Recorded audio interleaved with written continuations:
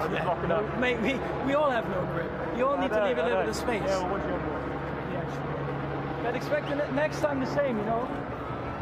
Okay, sprint race is over, and I guess we have a little bit of analysis to go over for the main race, and some of my thoughts from actual sprint race, and what every car has kind of gained or really lost. Let's talk about my thoughts first before we go into the actual analysis of the race. First of all, Red Bull is still the fastest car on the grid.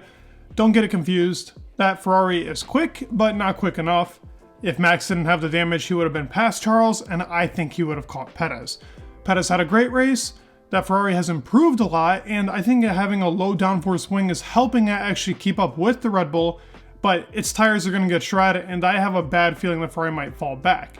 Am I very happy for them? Extremely. I mean, like, they finally deserved like a decent result. I'm very happy Ferrari. I like when Ferrari's doing good, so seeing them actually do pretty decent in a race, and Charles really pulling that car to different levels was very exciting, and I love the wheel-to-wheel racing that we actually had in Baku. If I had to give a best overtake award, it's got to go to Lance. That dive was deep, and more insight on the actual Aston Martin. As for the Mercedes cars, they're pretty quick, and George got, to me, like, hands down, I love what he's doing. I love what he's doing. He's giving Max a little bit of his own lesson, teaching him a little bit of his own lesson. While I love Max too, don't get me wrong, I love both the drivers. Max used to do this when he was in the inferior car. He knows the feeling of being in the inferior car, giving it your all, going into turn 1, 2, 3, really on the first lap, and just chucking it down.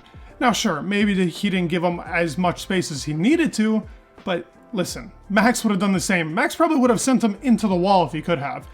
George was being very dicey there. I would still say racing incident, but the actual picture of Max Verstappen's side pod after, I did not think a little incident like that actually caused that to happen, but if it's wheel onto side pod, obviously it's going to shred a little bit of it and take off some of the actual piece. And he was still able to keep up within Charles Leclerc between like a second, so oh man, that guy's going to be fast tomorrow. That guy's going to be fast. All in all, I think the format did a good job. I do think the sprint shootout felt a little too much the same. I kind of agree with what everybody else is saying. It kind of feels like another Q1, Q2, Q3 format. You're expecting the same cars to pass through. Now let's dive deeper into the 4 teams. Let's first go over Red Bull and what I expect for them in the main race and an actual weakness to be found within that team. So the actual car, at least the upgrades that they added, but I don't think it's the upgrades. I'm going to go over what I genuinely think is the issue right now with that Red Bull squad. Before I get into it, I just wanted to say thank you to all of you, and the support on this channel is absolutely insane. You guys are amazing, I love you guys, and to anybody that's not subscribed or has hit that notification bell, please do. It would mean the world for me, and I would love for you guys to join the journey I have on YouTube, and really watching what I'm doing on a practically day-to-day basis. So thank you all so much for the support. Let's get back into the Red Bull talk. Okay, as I was saying with Red Bull, the actual car itself is the fastest on the grid, but they weren't able to set up the car as well as they usually do. So it wasn't like the upgrades put it down. It wasn't like there was something actually stopping the car from doing well. It's the setup wasn't optimized, and now Max is having to actually drag that car a little bit more and oversteer a bit more. And I even saw Perez actually kind of really jerking at the wheel and hoping that the car was just going to stick onto the ground. It will shred their tires a bit, and I think that gives Ferrari a little bit of hope. Do I think it's enough for them to actually compete with the Red Bull in the main race for the whole entire race? Absolutely not. I actually think that the best cars are not Ferrari, but the Red Bull car is still super strong. I actually expect Max to still win this race without damage. It's going to be tough. That turn 1 though, Perez had a great launch on turn 1 and Max had a terrible one. It's typically the other way around. We need Perez to get a really good launch and hopefully stay in front of Max. Hopefully they don't put in some team orders. I don't think they will. There is no team orders to be put for, but the actual car itself is still extremely solid. The best car, its tires are going to be lasting the whole entire race. I do expect them to firmly really get this win, unless something goes wrong in the reliability, but Perez was struggling a little bit against Leclerc, but not enough to be like, oh, that Ferrari's going to catch him. It would be nice to see if something did like that happen. Now, next team we'll talk about is Ferrari, because obviously they finished second. So as for the Ferrari car, and I didn't really mention this in my last video, but they had a low downforce wing going into qualifying, and from even previous years before, the low downforce wing helps you a lot more in qualifying over the race. So yes, he did have a pole position in both the sprint and in the normal race, but that doesn't actually mean that he's going to be the fastest car on the grid coming Sunday. It does make them quick, but now they're going to shred the tires a lot quicker. And sure, let's say he stays ahead for first place for a longer period of time. His tires are going to be shred up way quicker than the actual Red Bull, even Aston and Mercedes from behind. So it's going to be a tough race for them. It's definitely going to be about tire management. I think that's why Leclerc actually fell back later in the race. It wasn't due to losing of pace. It was more of like, let me conserve these tires just in case Max actually tries running up on me. It was more of a defense mechanism than it was actually losing pace. That Ferrari's quick, and they have found something interesting, and I guess what they've been picking up on the data, it alludes to in Miami and in Imola, when these upgrades start coming, that car is going to be mean. And I got to cover definitely more into these upgrades and what they're really expecting. I actually do think Ferrari could come back into this fight. They might even be the next team up before Mercedes. But there are some extra strong suits to Mercedes that I'll talk about right now.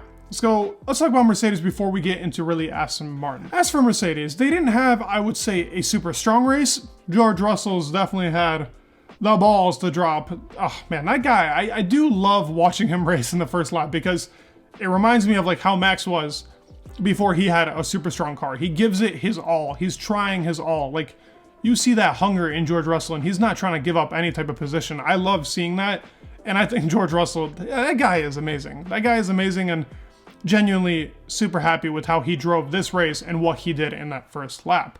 As for the car though, so a lot of people are really critiquing the Mercedes. We knew that Baku wasn't going to be a big upgrading stage for the Mercedes anyways. Some upgrades are coming in Miami, but Imola is their big package. These are just really setups to the car to make it perform better with its newer concept coming in. It's not an actual fully decked out upgrade that's supposed to enhance what they already have on this W14 no side pod design. They added a little bit to that rear brake duct. A lot of people keep covering its diffuser. It is not. It's near the diffuser, but it doesn't perform the same way as the actual diffuser itself.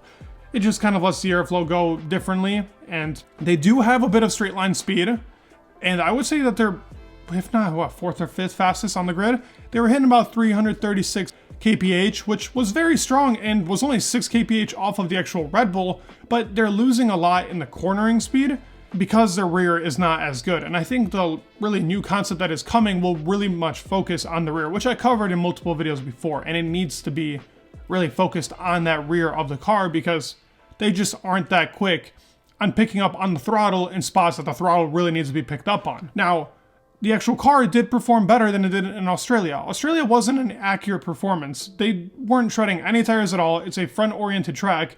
Everything went into their strong suits. Now, when it comes to a track like this, they performed way better here than they did in Bahrain. In Bahrain, they weren't even really competitive with the Aston Martin. Aston Martin, Ferrari, and Mercedes on this track were all neck and neck. And even inching a lot closer to Red Bull. Red Bull actually does have a weakness now that we're looking at it.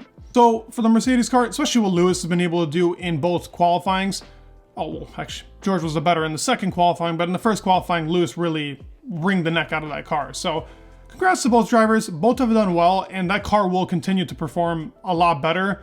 I would not have any sort of doubt that this car is going to come back to the Red Bull or even surpass completely these Aston Martins and the Ferraris. Now talking for the last team, Aston Martin, the team that I had the least expectation going for in this race, but they actually exceeded my expectation. And I'll talk about why. Now, the biggest talking point is obviously the DRS problems that they are having, and that is a big issue. Don't get me wrong, like, it is not good that this DRS flap is not opening when it needs to open. It did perform well in the race. Maybe they fixed it. I hope that they fixed it. I could have sworn sometimes when I was looking, the DRS flap was not opening, but maybe I'm wrong. This wing, here's the biggest thing that I'll talk about, and really the analysis that I picked up from this. This wing is drastically improving what that car is. They're a lot faster on the straights. We even had a 334 kph or speed trap actually in the first practice when that wing was working. It was working properly, and they are really fast on a track that really does not suit that car. If we're going off of the first 3 races, Baku was always going to be their weakest track out of the 4, and they are really outperforming the car, both Lance and Fernando. They're doing a really good job, but that upgrade is nice. And Aston Martin actually did a thing. They split their huge upgrade package that was supposed to come in Baku, and some of it's coming in Miami, but their biggest and the one that they're really anticipating is in Imola, where like a lot of things will visually change on the car.